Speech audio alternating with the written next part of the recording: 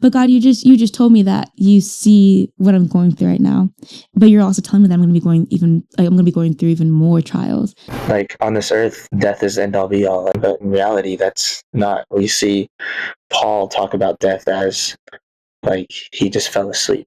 The testing of your faith, and so he's still in control through that whole process as well too. A lot of people expect prosperity from getting closer to Jesus, and there's whole false churches out there that preach that prosperity gospel. Oh.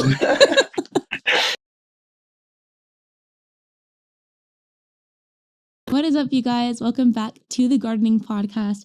If this is your second episode that you're listening to, I am beyond grateful that you decided to come back and that I didn't scare you away in the first episode or the second episode. And so this is episode number 3 of the Gardening Podcast. And today I have a very, very special guest with me today. I am here with... I'm Gage Owen. Gage Owen, not Owens. Owen. No S. No S. There's not 2 of me, just one. Just one. So Gage, tell us a little bit about yourself. Yeah, so I'm from Sonora, Texas. It's a tiny town south of San Angelo, Texas, which is not a huge town either. I'm here at Texas Tech University studying animal science, and I plan on using that to go to seminary school. Yes. So, how are you serving in church right now? I am the youth intern at Victory Life Church, along with Mallory, and we do an amazing job, or she does anyway. I don't know about me, but we go and do everything with 6th through 12th grade, and it's so much fun. I'm having a blast doing that. Yeah, Gage is a very great friend of mine. Mal, you just got a shout out. You're amazing. Mal, we love you. So today we're going to be talking about a lot of different things, but before we get started into that, if you are Lubbock local, then you know that today was game day, and we dominated, as we do. Recom Tech. Recom Tech, yes. So here's the question of the day.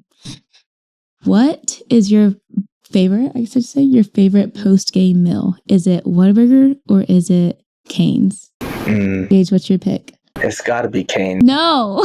I mean, I got kicked out of Whataburger last time I was there. Okay, let's talk about that actually. So, Gage, how did you get kicked out of Whataburger? Please enlighten us and tell us what you were doing that made you get kicked out of a local restaurant, per se. Well, so it was after one of our church events, and we all decided to go get Whataburger, and it was a great time. I got the new prickly pear lemonade or tea. I don't really know what it was, but it was really good. And somebody, one of my really good friends, Paxton, she said, you should try to climb up on top of the pergola, or I think that's what it's called, pergola. I don't know what it's called. I don't know. It's like a little awning. And so I get up there, and the bodyguard comes out and yells at me and says I need to leave. And so we all got up and left. Wait, didn't Paxton said that he asked what you were doing and you were like, I was just doing it to see if I could? Yeah, so he came out and he was like, hey, with a big deep voice, and he was like, what are you doing up there? And I was like, I just wanted to see if I could climb it. I wasn't going to shout out Paxton then. And he was like, well, you could do it, now get down. So I got down, and he kept yelling at me, and then he went and got the manager. And we didn't technically get kicked out. We left before we could get kicked out, but you knew it was coming. Yeah. So I'm going to Cane's next time. Cane's, gotcha. Well, I'm going to have to pick Whataburger only because I feel like there are more options. In my opinion, I feel like there's more flavor. Because let's be real, Cane's is only popular because of their cane sauce. Think about it. Without Cane's or without cane sauce, I feel like it wouldn't be anything special. That's so true, but because there is cane sauce, okay, it is special. That is fair. I mean, Christianity wouldn't be Christianity without Christ, right? Oh, what a great transition that was. This is why I love this guy. Gosh, I'm going to have him on every single episode. So, speaking of Christianity with Christ, today we're going to be talking about the church of Smyrna. Smyrna. So if you guys watched the previous episode, you know that we talked about the church of Ephesus, right? And the whole message was just come back to your first love, right? Well, today we're talking about basically, honestly, staying faithful and also there being purpose in your persecution and your suffering. So we're going to get into it. So if you have your Bible, get your Bible. And if you don't have a Bible, then get your Bible because we're going to need it. There might be a lot of people driving while watching this. So Yeah, that's a good if point. you're driving, don't get your Bible. And if we say like close your eyes and think about it, don't close your eyes if you're driving. Just a disclaimer there. That's a good disclaimer, actually. I don't want to be responsible for anybody's hurt or suffering, but if there is, there's a purpose in it. Exactly. Ooh. Okay, yeah. So, if you are stationary and you are able to grab your Bible, right now is the great time to grab it. We're going to be in Revelation. And again, if this is your first episode that you're listening to, I think it would be really great for you to listen to the first episode. But we're in Revelation, and I know that Revelation is always, it seems scary. And granted, like I'm right there with you. Like I didn't read Revelation for a long time because it had a reputation of being scary, right? But there's so many good things in it. And so it's kind of bold to start off a podcast starting in Revelation, but there's a bunch of good things in it that we're going to talk about. So good. One of those things is the Church of Smyrna. And I'm excited. So we're going to be Revelation 2, verses 8 to 11. I'm going to go ahead and just read it for us. I need to put this down somewhere. I'm going to go ahead and read this for us. And it's going to be great. So Revelation 2, verses 8 to 11. I'm reading the ESV version. It's personally my favorite. So what's version do you have? I use the NIV version, which is the only good version. Oh, great. So you're just kidding. Just kidding. I do love every version of the Bible except maybe the Passion Translation. The Passion? I don't think I've ever read Passion Translation. Don't. Okay. I'll trust your opinion. Okay, here we go. Revelation 2, verse 8. So it says, and to the angel of the... Wow. Sorry, I'm already off to a bad start. Right.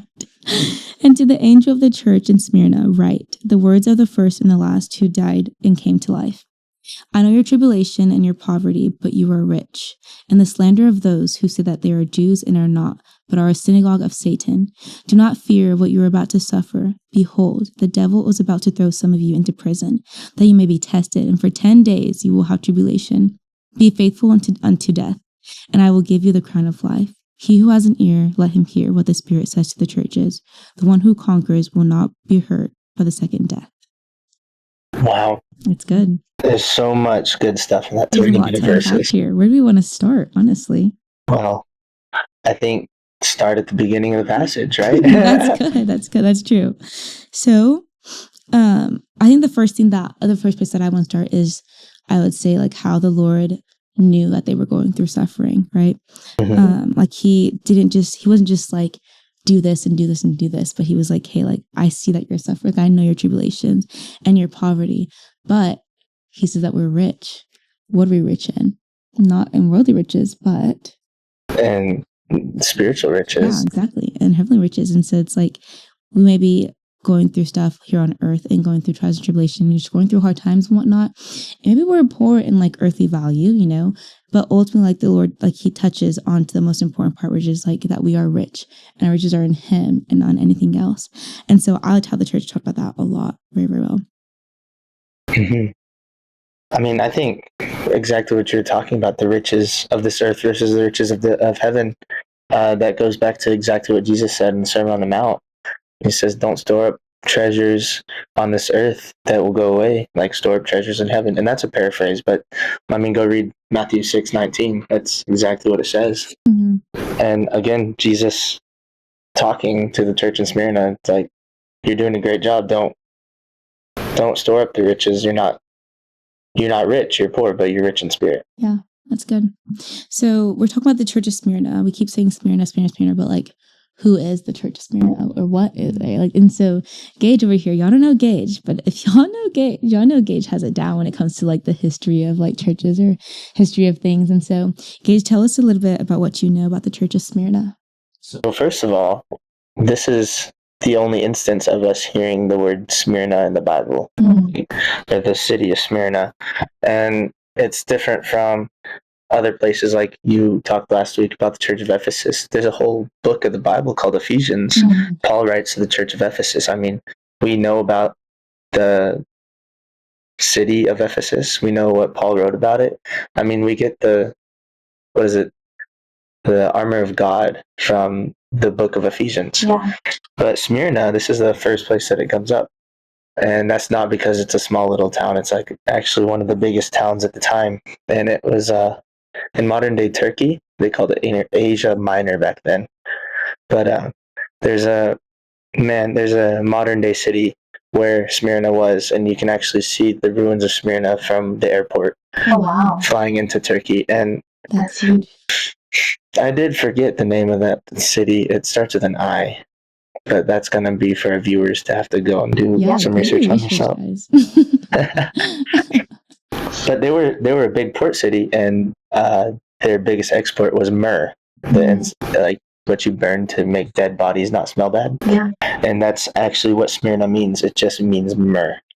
Smyrna means myrrh. So let's talk about that for a second. So Smyrna means myrrh, and myrrh is what you use to make sure that dead bodies don't smell great. Then what does that tell us about Smyrna? I feel like in my mind I go to like, okay, well then if Smyrna means myrrh, and myrrh is what we use to make sure that dead bodies don't smell bad, then like, is Smyrna dead, but they're using all types of other things to kind of like cover that up and make them still seem good from the outside. Because what the Church of Ephesus did, like they were known for being super, super religious and known for just being people who were doing the right things and practicing the right things, right?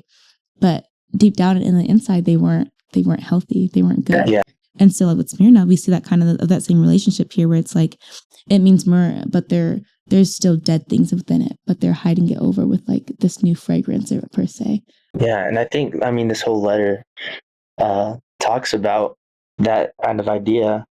It talks about like Jesus. It describes Jesus here as the first and the last who died and then came back to life. Mm-hmm. And what was one of the gifts that the wise men gave to Jesus at the beginning of his life was myrrh, incense, and gold, right? Yeah. And so myrrh, which is for dead bodies, he gave to a baby, but then Jesus literally died, and his body was covered in myrrh because that's what they do to dead bodies. And then he rose again from the dead. And I think that is a very cool picture of the city of Smyrna, of how they are looking like they're about to die. Mm-hmm. But then it does say they are rich in their heavenly riches. Yeah, that's good. So like, even though like they're about to die or whatnot, like the Lord's already telling them like, hey, but I'm here and you're rich in me. And so because we're rich in him, we get to come back alive in him. So whatever you're dealing with, whatever you're going through, like you may be dead in that, but in Jesus, like you're alive again. And you're alive again when you're walking with him and when you're choosing him. But even though with that, like, even though we're rich in there, like he doesn't brush over the fact that we're still like impoverished here. That's important. It's what we're dealing with right now. Right. And so I look at that and I'm thinking like I like how he tells us that like he sees our tribulation right now, but then goes on to say that you're gonna be put into more tribulation. Isn't that a scary thought? Yeah, it is. It's like, hey, well, but the Lord, it's like, but God, you just told me that you see what I'm going through right now, but you're also telling me that I'm going to be going through even more trials. Like, why would you, I don't know, me hearing that, if I was a church, I'm like, okay, so you're telling me you hear me and you see me, but you're still going to put more on my plate. I feel like that's just not what we were hoping for, you know? And so like with that, it's like, how do we respond with that? Yeah. So, that's such a good question, because a lot of people expect prosperity from getting closer to Jesus.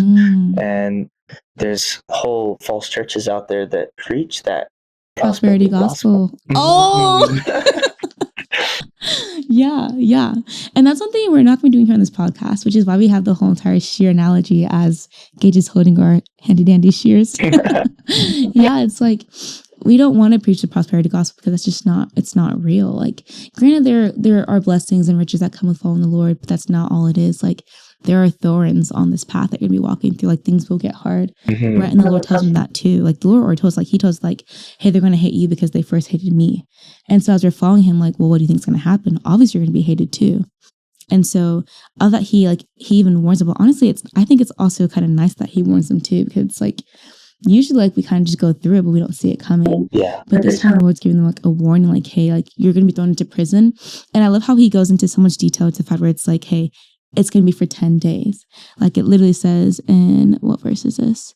In verse 10, it says, do not fear what you're about to suffer. Behold, the devil is about to throw some of you into prison, and that you may be tested. And for 10 days you will have tribulation. Be faithful unto death, and I will give you the crown of life.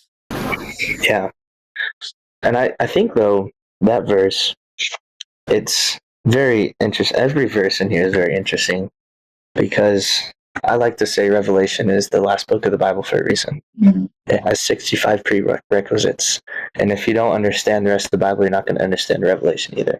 And I don't understand Revelation completely, but I don't understand the rest of the Bible completely either. And that's okay. Like, we're not meant to understand it fully to our extent, you know? Like, we're meant to just, we live and we walk with what the Lord gives us. And as we're walking faithfully in Him, like, He's revealing more and more to us, right? But it's like, the Bible is here, yes, to guide us and so that we know how to go about things so the Lord can speak to us through this. But it's not here for us to understand everything and for us to have a full grasp on, like, this life that we're living here on earth. Like, it's not just for that. Because at that point, then we're relying only on the Word and not on the Father either. And it's a whole Trinity. It's not just the Word, right? Father, Son, Holy Spirit. And I think if we come out of here and you think, man, now I understand everything about that passage, we did something wrong, because there's always more to learn. Yeah. And that's why whenever you're rereading your word, like, over and over again, like, you're learning something new every single time. Yeah. No, it's good. It's good. So moving forward, like, knowing that the Lord's telling them that they were going to be thrown into prison for 10 days, I think of that because, like, the Lord wasn't just like, hey, like, these people that you're surrounded by or your enemies will throw you in prison, but He explicitly says, hey, the devil is going to throw you guys into prison. But remember, we're going back to the beginning where He's like, okay, but He said that He knew the tribulation that we're going through, right?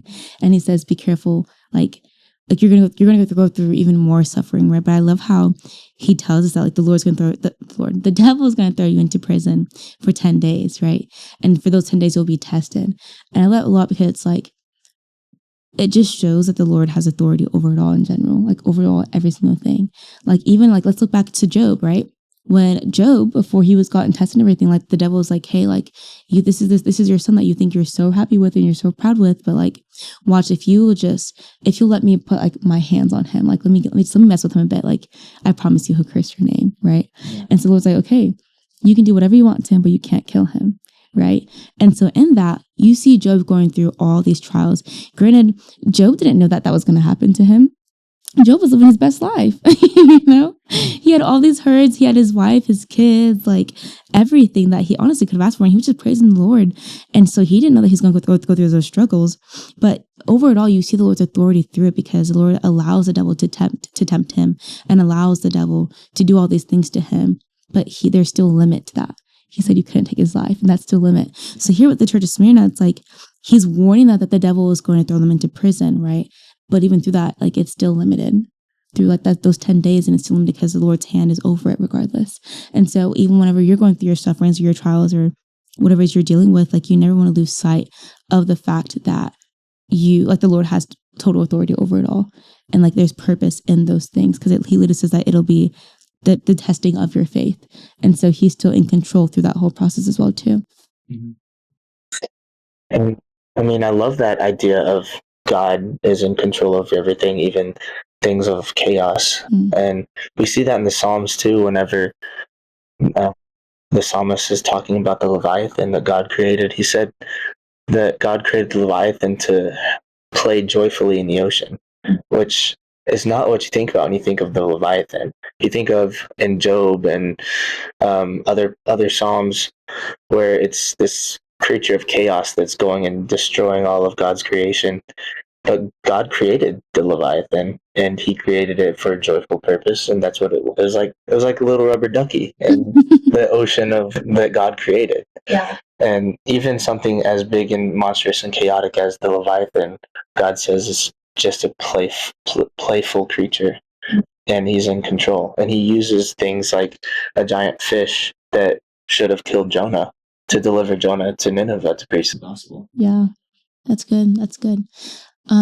Gosh, I had a thought and I literally just lost it. That reminds you, like, you're talking about how, like, I've got it. It was whenever you were speaking, like, I was thinking of that verse where it's like, maybe it's not in verse, maybe it's just in a song where it's like you use what the enemy meant for evil and you turned it for good, right? And so many times there's things that the devil uses to harm us, right, and to hurt us and to get us further away from Him, but in reality, the Lord uses it to bring us closer to Him. So let's think about that for a second. Like, granted, we have sin that entered the world, right, through Adam and Eve, right? But if you think about it, like, if sin hadn't entered the world, though, we wouldn't have needed the perfect sacrifice of Jesus, right? And so like even though one sin entered the world and it was meant to separate us from the Lord and keep us away from him and just, like have that distance, the Lord used that for good and sent Jesus to be our bridge, and now we're joined back together through him again.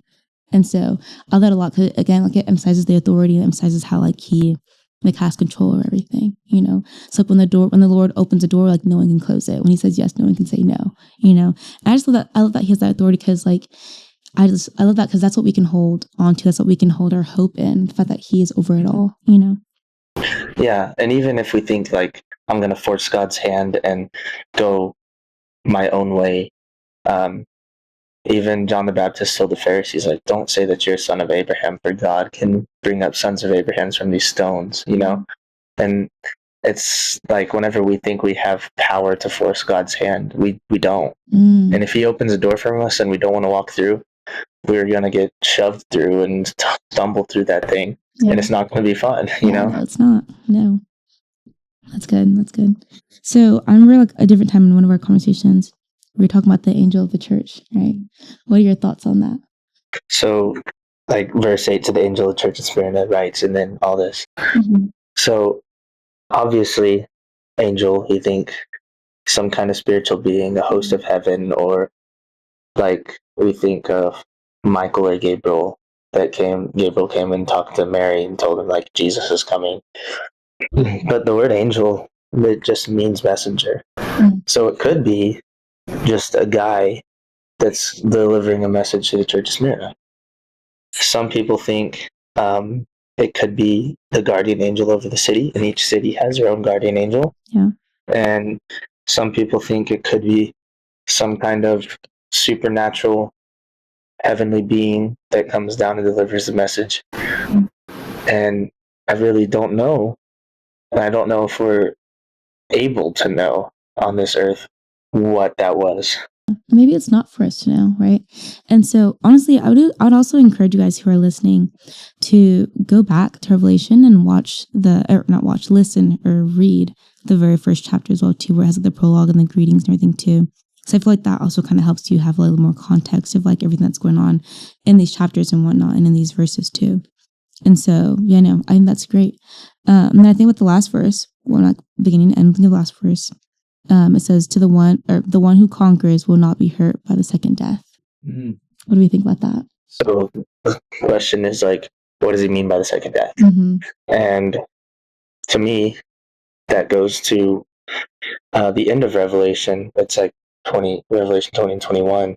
Say like you'd be thrown into the great lake of fire, and that is the second death, and us choosing to be apart from Jesus and store up worldly treasures and lie so we don't get persecuted about Christ and all that stuff. Mm-hmm. So when it says the second death, it's really hard because like on this earth, death is the end all be all. Like my grandmother died and I'm never going to see her again. But in reality, that's not. We see Paul talk about death as like he just fell asleep. Mm-hmm. And that sounds way less prevalent than somebody dying as in my life and I'm never going to see him again. But the way that Paul talks about death, and even other apostles talk about death, it's very, it's kind of laughable how small it seems compared to what Jesus did. Yeah, that's huge. Yeah, I think that's crazy that because like here on earth, like we see death, like you said, as the end all be all, and it's like, okay, that's the end. So it's like I got to do all these things before I die, right? But in reality, it's like, no, like death is not the end all be all. It really isn't, because like after that death happens, like we still have, I mean, if you die before this happens, like we still have like rapture, right? And so it's like you dying here on this earth is not the end all be all, because you still have like that judgment day and whatnot. And whenever like you make that, like when the choice is finally made of like, okay, well, is the Lord going to welcome you into his courts and into his house? Or is he going to say, depart from me, for I never knew you? And so it's like, and I think it's huge because it's like, it seems so huge here, right? I guess, but the apostles make it seem so small because like for them, Like they're living their life here, following the Lord and walking towards him and walking with him. And because of that, death is so small, because death is just another gateway to really being with the Father.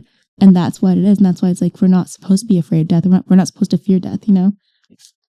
But then the question is, what is it that you get? How do you get the victorious crown of life? You know, it says, "Be faithful even to the point of death, and I will give you life as your victor's crown." And that seems like, just reading that kind of out of context, it seems like as long as I do right on this earth, what I do on this earth is what gets me that victorious That's huge, crown. yeah. And that's not necessarily the case, is it? No, it is not. So knowing that, like, how do we be faithful unto the end or until death? Knowing that it's not by our works that we do. Yeah. Or before we get there, it's like, okay, well then, if it's not the good works that I do, or me being a good enough person, what is it that determines me into getting into heaven? I mean, because there are some believers here that are watching and they know, but there's also there might be people who are not as far along on their faith, or maybe they're new to the faith and they're listening and just this video just kind of happen to stumble. Like for those who don't know, like even for those who do know, like as a good reminder, like what is it that actually gets us into going to heaven? Yeah, and I think the answer is to be faithful even to the point of death, but not necessarily us. It was Jesus who was faithful to the point of death. Yeah. And because, sorry. You're good. Because Jesus was faithful to the point of death, then we are victorious through Jesus's death. Mm-hmm. And we see Jesus was resurrected, and that's the victorious crown of life. Yeah. And it's not our victorious crown, it's Jesus's. That's right. Yeah, I feel like a huge thing that I feel like a lot of us believers tend to do is like, we tend to try and make the Bible about us, you know, because like we hear like, oh, like read the Bible, like you can read the Bible, but sometimes the Bible will read you. Oh yeah. And that's true. 100% it's true. But I feel like we tend to take that, and a lot of things, like as Christians, we kind of tend to turn things into like superstitions of like things, you know, and that's a problem, because it's like the Bible isn't about us. Like it's literally about Jesus. It's about him. It's about the Lord. It's nothing about us, right? It's not like it's made for us, but it's not about us. Like we don't matter as much at all. Like Jesus is the main thing. And because of Jesus and the death that he faced and him raising back to life, like us following in him is us like gaining our victorious crown through him. Like you said, like it's through him, nothing that we can do, but it's what Jesus did. And that's what's good enough for all eternity, for all of us up until death, pretty much. Yeah. And that's kind of comforting, because like for me, my spirit is willing, but my flesh is very strong. Yeah, you and me both. Yeah, that's huge. Yeah. And it's nice that it's not dependent on us, because then it's not as much pressure. I feel like, you know, like granted, like, yes, like follow the Lord, but I think something that a lot of us get wrong, it's like, okay, well then, because I'm following the Lord, I have to do all these things. And that's the problem. That's the lie we fall into. It's like, yes, there is a thing such as like being obedient and whatnot, and following those things and like knowing to do them because it's right to do, right? Yeah. But when the word says, seek first the kingdom of God and everything else will be added onto us afterwards, like we immediately think, okay, great. So then if I'm following the Lord, then I get all these riches and I get all these gifts and all the things, all the desires of my heart is what I get. And that's what's mine. And there's some truth to that. But if you really think about it, like, think about it this way. When you're following the Lord and you're truly seeking his kingdom first, the fruits of the Spirit come naturally. Yeah. Love, joy, peace, patience, kindness, gentleness, faithfulness, self-control. Goodness. I missed one. Goodness. Like those things come naturally. It's like, yes, there is like, there's purpose in seeking those gifts also, but you want to seek the kingdom first before you seek those gifts. Because the second you try and have those things made and come out of you, and like you try and produce them yourself, those fruits will wither away so fast, because the source isn't from the Lord. And I love that you brought the fruits of the Spirit up, because that's what they are. They're fruits. They're not acts. And right before that in Galatians 5, it talks about the acts of the flesh are obvious. It says like sexual immorality, dissension, drunkenness. Goes on, the list goes on. And then he even says, and stuff of the like the list is not exhaustive, and neither is the fruit of the Spirit. But then he said, but the fruit of the Spirit is love, joy, peace, patience, kindness, goodness, faithfulness, gentleness, self-control. Yeah. And it's not something that we actively try to do. It's something that if we are part of the vine, which is Jesus, right? If we are attached to the vine, we should be producing fruit, not because the branch is like working its tail off 40 hours a week to produce fruit, but because it's connected to a vine, it will produce fruit. It comes naturally. It comes That's naturally. what it was made for. You can't help it. Yeah. And so when we're attached, when we're with the thing that we were made for, we're attached to the source, we can't help but produce those fruits. I love it a lot because I love that a lot because I think it's so important as a part of us being faithful to the end of death, right?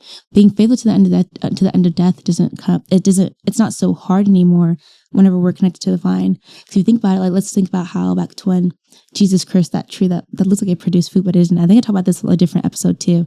It was like Jesus, it looked like it was bearing fruit, right? It looked good, looked ripe and everything.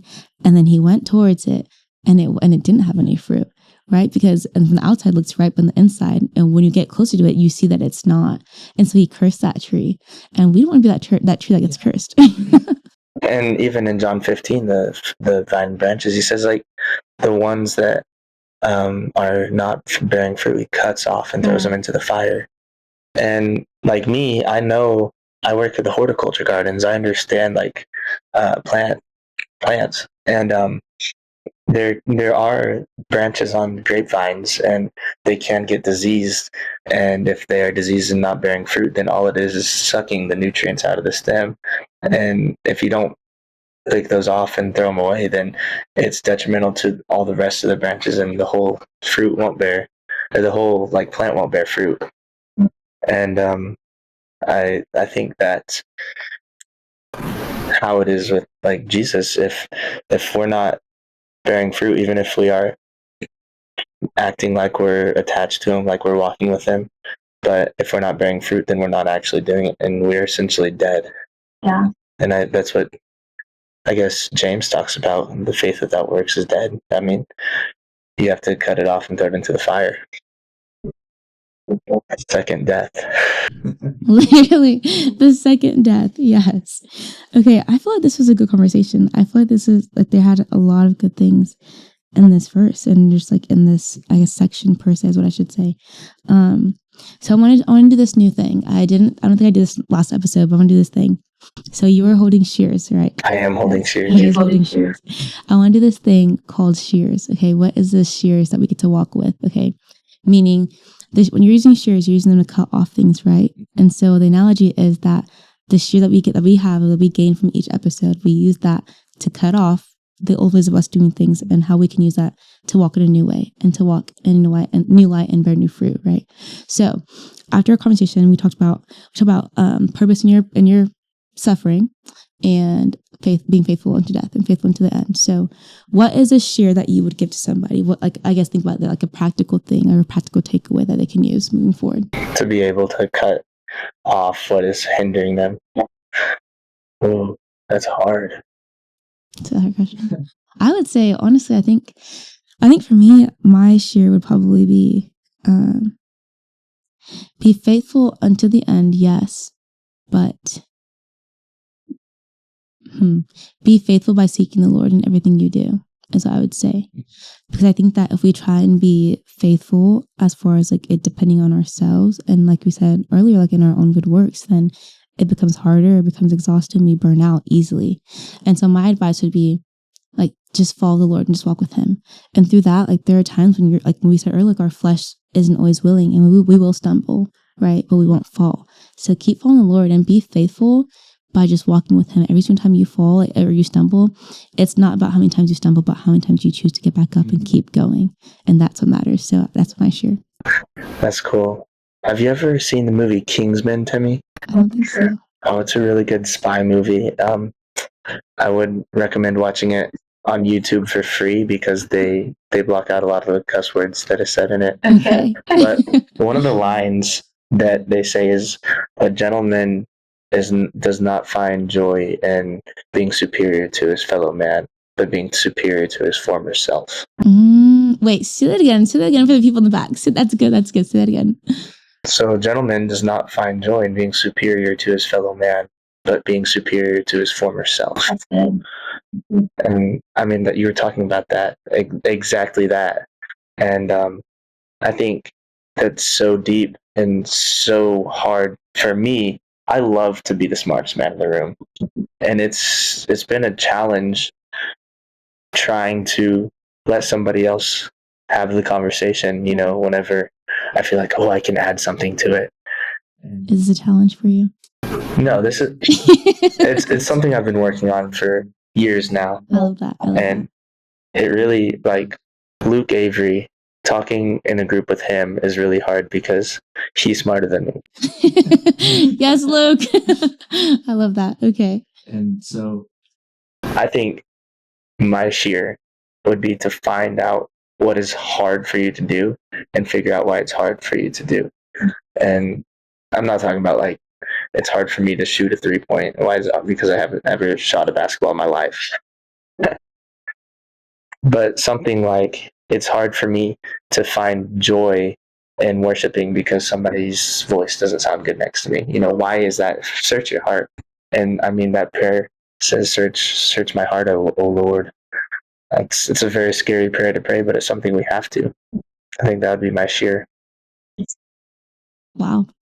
I thought this was a great conversation. I'm happy that you agreed to do this with me, Gage. Thank you for being the first guest of the gardening podcast. How do you feel? I am so honored. So honored. And I feel like this is such a good thing that you're doing, and I appreciate it so much. Thanks, Gage. Yeah, thank you for being here. Thank you for hanging out with us. The previous episode, if you haven't yet already, and we will see you next Monday on the gardening podcast. You guys can watch here on YouTube or on Spotify or Apple Music. Just kidding. Not Apple Music, Apple Podcast. Apple Podcast. My bad. Yeah, thank y'all for watching. Thank y'all for listening. Thank you, Gage, for being here. And thank you, Timmy, for inviting me. yeah, and we'll see you next week. Yay!